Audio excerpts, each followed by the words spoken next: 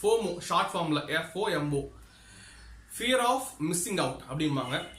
அந்த பொருளை நம்ம வந்து வாங்காம தவற விட்டுருவோமோ அப்படிங்கிற பயத்தின் அடிப்படையில வந்து நாம அந்த பொருளை நம்ம வாங்குவோம்.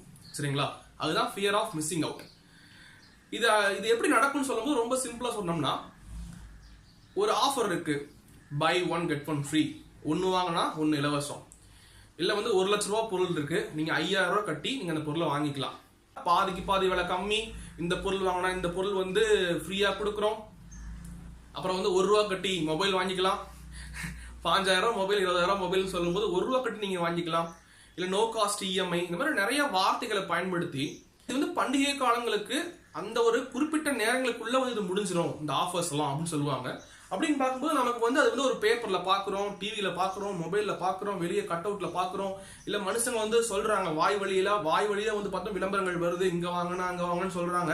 அப்படிங்கும்போது அதெல்லாம் நாம வந்து கேட்க ரொம்ப ஆஃபர் இருக்கு, நல்ல ஒரு டீல் இருக்கு, அந்த நம்ம பொருளை மிஸ் பண்ணிடுவோமோ அப்படிங்கிற ஒரு பயத்தின் அடிப்படையில் மனுஷங்க வந்து பார்த்தோம்னா அதை வாங்குவாங்க. இந்த ஒரு சூழ்நிலை வந்து பார்த்தோம்னா வெளியே இருக்கிற மனுஷங்க வந்து உருவாக்குறாங்க.